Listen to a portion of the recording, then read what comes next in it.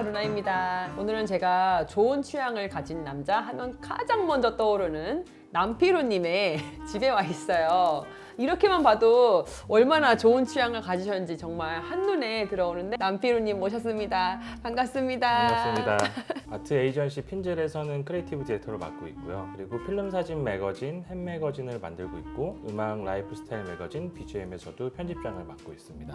출판사 폴럭스 아트코를 운영하고 있고요. 6살 서진이의 아빠이자 또 남편으로서 집에서 열심히 일도 하고 그리고 아이도 보고 그러고 있습니다. 원래는 음악을 하셨더라고요. 네, 음악을 하고 싶었죠. 사실 음악으로 어떤 직업으로서 이제 음악인이 되고 싶었는데 현재는 그러고 있지 못하고 한참 음악을 하기 위해서 매진하다가 다른 길로 들어섰습니다. 그게 디자인. 네네네, 맞아요. 음악보다는 디자인이 좀 먹고 살기 낫던가요? 비슷한 것 같은데요. 아, 그래요? 네. 근데 왜 처음에 잡지였어요? 뭔가 매체를 선택할 때. 잡지가 제가 생각하는 가장 키치하고 사람들이 봤을 때 각 잡고 보지 않아도 되는 책의 물성 중에서도 잡지는 그런 물성을 가지고 있다고 생각을 했거든요. 워낙 필름 사진을 좋아하기도 했고 필름 사진이 다 블로그나 예전에 뭐 싸이월드나 이런 온라인에서만 소비되고 끝나잖아요. 네. 그 중에 이제 몇 분들은 사진집을 내고 사진전을 열기도 하지만 외적으로 표출되지 않는 사진들이 더 많고 사진 찍으시는 분들이 계셔서 매거진을 통해서 소개하면 좋지 않을까? 그렇게 생각을 했죠. 근데 찾아보니까 국내외 할 거 없이 여전히 필름 사진 찍으시는 분들이 되게 많고 기존에 그런 매거진이 없었어서 잘 나왔고 좋아해 주셔서 또 이어질 수 있는 것 같아요.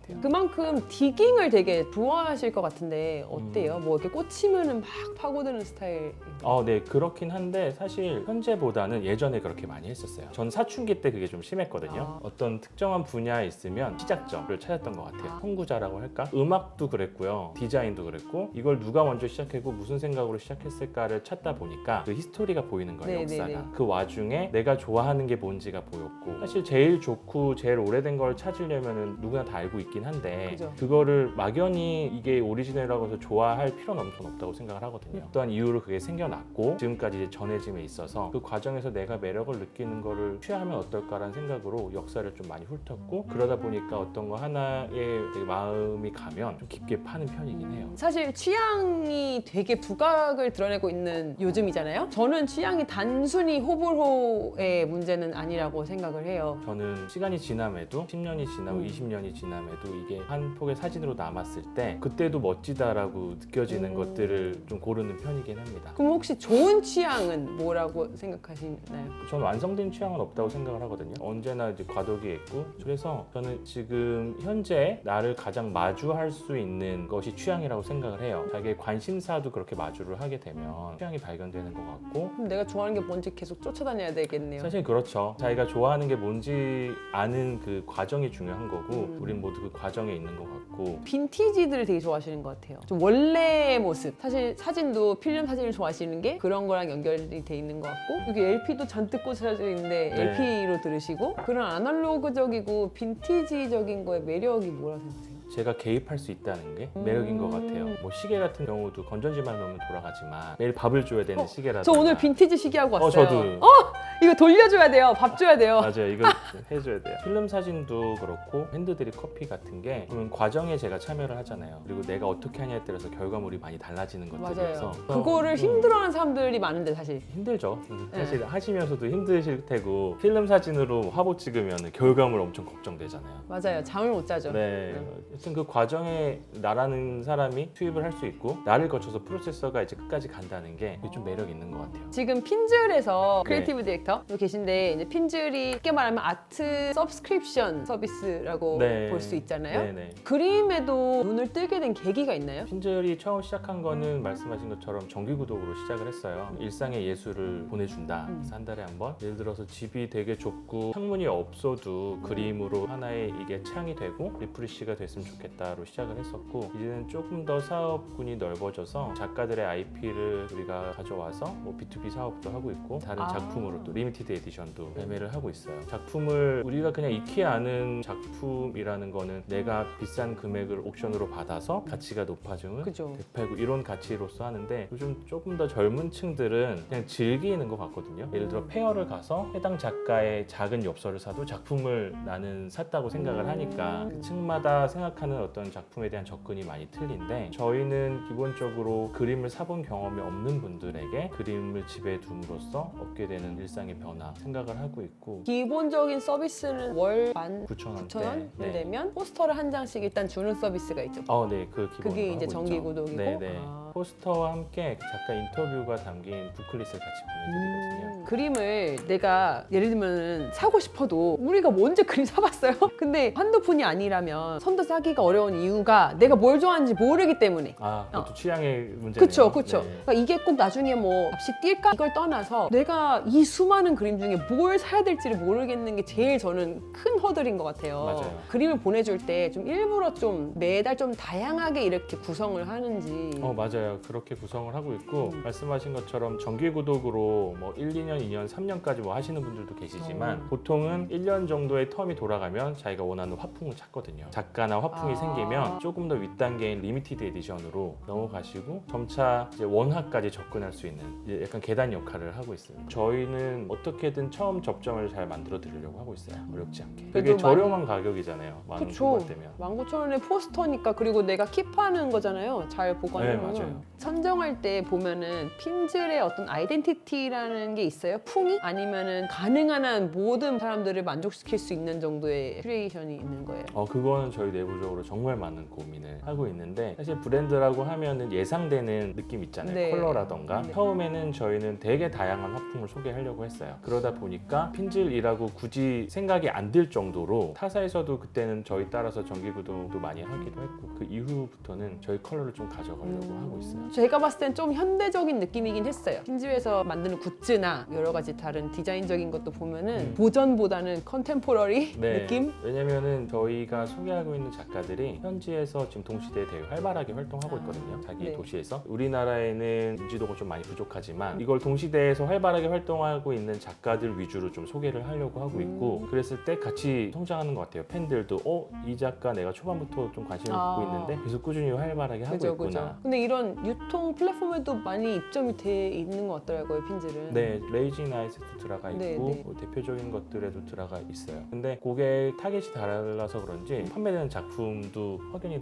나는 달라요? 그 플랫폼마다? 네네, 너무 신기한 것 같아요. 근데 그런 데는 주로 어떻게 보면은 패션이나 리빙 키친 뭐 이런 쪽이 많이 팔릴 거라 생각하는데 보통 그림을 산다는 게 되게 신기해요. 초반에는 패션에 되게 많이 아이덴티티를 가져오려고 했거든요. 옷을 사듯이 온라인으로 쇼핑은 의류가 어떻게 보면 제일 편하잖아요. 옷을 살 때 우리가 모델이 입은 모습을 본다던가 재질을 본다던가 디테일샷을 보고 구매하는 것처럼 그림도 그렇게 단순하게 구매했으면 좋겠다라고 생각이 들어서 눈에 얼핏 보이는 사이즈를 보여드리고 집안에 이렇게 매치하면 좋아요라는 연출샷을 보여드리고 최소한의 정보로만 한번 판매를 해보자, 매력도를 높여보자 라고 했는데 초반에 그 반응이 있었어요. 키즈라인도 이번에 나왔고요, 그죠? 네, 키즈라인이 런칭을 했는데, 키즈라인은 처음에 기획 의도는 아이가 태어나서 처음 그림 선물을 받는 경험을 주자였거든요. 아티스트들이 손편지를 써줘서, 예를 들어서 저의 아들이 서진이니까 네. 디얼 서진 해서 네, 아티스트의 네. 메시지를 같이 보내는 거죠. 작품 옆에 그 엽서를 걸어 놓는 거예요. 그리고 재밌는 게 작품만 오는 게 아니라 색칠놀이를 할 수 있게 그런 것들을 같이 제공을 하고 있어요. 봄이 왔는데 추천하고 싶은 그림이 있을까요? 이때 싶은 딱 그림? 집에 내놓으면 좋을 만한. 아무래도 3월이면은 오히려 저는 반대 같아요. 오늘 약간 의상 어둡게 입고 오신 게 주변이 화사하기 때문에 약간 밸런스를 맞추려고 어둡게 입고 오셨잖아요. 저도 그렇고. 그런 것처럼 바깥 세상이 되게 흐리고 어두침침할 때는 오히려 밝은 작품이 밸런스가 맞고, 봄을 기다리는 입장에서는 꽃이 들어간 화사한 작품 또는 조금은 톤 다운된 채도가 약간 낮은 작품들도 되게 은은하게 매치가 될 것 같아요. 덕업 일치를 하고 계신 분이라고 생각이 들어요. 내 취향의 것들을 하고 사는 거에는 어떤 장점이 있다고 생각해요? 저는 운이 일단 좋은 것 같고, 겉에서 봤을 때는 되게 좋아 보이지만 사실 힘든 점도 되게 그쵸. 많고요. 관심이 있고 좋아하는 일을 한다는 건 너무 행복한 일인 것 같고 음. 하지만 거기서 힘든 점을 굳이 얘기하자면 좋아하는 분야다 보니까 목표치라고 할까요? 만족을 해야 되는 선이 좀 높아요. 만족이란 없죠. 네, 근데 거기까지 올라가기가 쉽지 않고 또 현실적으로 불가능한 경우도 많이 있어서 힘들긴 하지만 장점이랄까 이거를 해서 너무 좋은 점은 에너지를 소비하면서 에너지가 충전이 돼요. 공감하시는 분들도 계실 텐데 좋아하는 일을 하면서 너무 힘들고 때로는 맞아요. 너무 고통스럽지만 결과적으로는 결과물들이 엄청 큰 보상을 저한테 주는 것 같거든요. 그 살아있다는 느낌을 되게 자주 받을 수 있죠. 네, 맞아요. 그게 다 자극적이지 않고 사실 뭔가 되게 오래오래 들여다봐야 그 진짜 진가를 알 수 있는 그런 일들을 하고 계신데 그거를 어쨌든 계속 할 수 있는 어떤 원동력이라고 하면은 뭘 하실 것 같아요? 저는 아빠라는 이름에서 그걸 좀 찾을 수 있는데 되게 좀 신기한 부분이거든요. 지금 제가 하고 있는 것들을 되게 오래 하고 싶고 오래 쌓였을 때 뒤돌아봤을 때 이게 아카이빙 되어 있을 때에 받는 평가를 되게 기대를 하고 있기도 해요. 지금은 그 어느 때보다 서진이가 자라서 봤을 때 아빠 되게 멋진 거를 해놓으셨군요 라는 얘기를 듣고 싶은 거예요. 무서워. 나 벌써 눈물 나. 그래서 그런 욕심이 좀 있는 것 같아요. 우리 아이가 먹을 음식을 만들고 있어요. 약간 그런 말처럼 그 생각으로 하다 보니까 조금 더 신경을 쓰게 되는 것 같고 완전 달라지더라고요. 왜냐하면 유행은 바뀌는 거고 지금 되게 눈에 띄는 것들이라고 생각을 하지만 결국은 이게 끝까지 살아남으려면 끝까지 갔을 때에 되돌아봤을 때도 되게 멋져야 된다고 생각을 하거든요. 전하려는 메시지라던가 겉으로 보이는 디자인이라던가 다 생각을 해서 요즘에는 취향이라는 것도 되게 상향 평준화가 돼서 그래서 약간 어느 순간에는 지식 경쟁으로 되는 것 같고 그런 어떤 홍수 카오스 안에서 피루님만의 취향 세계를 유지하는 방법이 있나요? 저는 공감을 했으면 좋겠다라는 게 있어요. 그게 크던 작던 그런 취향을 흠모하는 사람들이 어디선가는 숨어 있고 다른 일로 도모도 되는 것 같아요. 그래서 제가 좋아하는 게 기준이 돼야 될 것 같고 내가 가지고 있는 것들을 마주해서 내가 좋아하는 취향을 찾고 그게 사실 뭐라도 상관없을 것 같아요. 그들의 평가를 받을 필요는 없으니까 그쵸. 그걸 좋아해주고 함께 향유할 수 있는 사람들을 만나서 같이 살면 되는 거고 내가 좋아하는 게 뭔지를 아는 게 어떻게 보면은 좋은 삶을 사는 하나의 관통하는 키 같아요. 맞아요. 그게 뭐 소비, 육아, 일 모든 걸 다 결정을 하니까 저는 행복은 지금이라고 생각하거든요. 저도 이거를 항상 이제 되뇌려고 생각을 하지만 나는 조금 더 벌면 혹은 조금 더 뭔가를 갖추면 더 행복할 거야. 물론 그 꿈이 있어야지 더 발전할 수 있는 건 맞는데 그렇다고 지금을 되게 과정이라고 생각하고 나는 완성되지 않았어라고 생각하면은 끝이 없잖아요. 오늘 너무 기쁜 얘기 네. 너무 감사했어요. 마요 이벤트로 네. 핀즐 정기 구독 아트 포스터를 제공을 해드리려고 해요. 세 분께 네네, 세 분께 작품과 함께 아티스트의 인터뷰를 받아보시고 그 아티스트에 대해서 조금 더 라이프 스타일이 담겨 있거든요. 뭘 좋아하고 난 요즘 뭐에 관심이 있고 그게 이제 옛날 사람이 아닌 동시대에 갇힌 2023년을 살아가고 있는 작가니까 조금 더 친밀해질 수 있는 계기가 되면 좋을 것 같다라고 생각을 해서 준비했습니다. 이렇게 집에 걸어보시고 이런 매력이 있네? 종이 한 장에서 물론 종이 한 장이라 하면 그 아티스트 분은 싫어하시겠지만 그거를 한번 느껴보셨으면 좋겠어요. 오늘 너무 감사했습니다. 감사합니다. 네.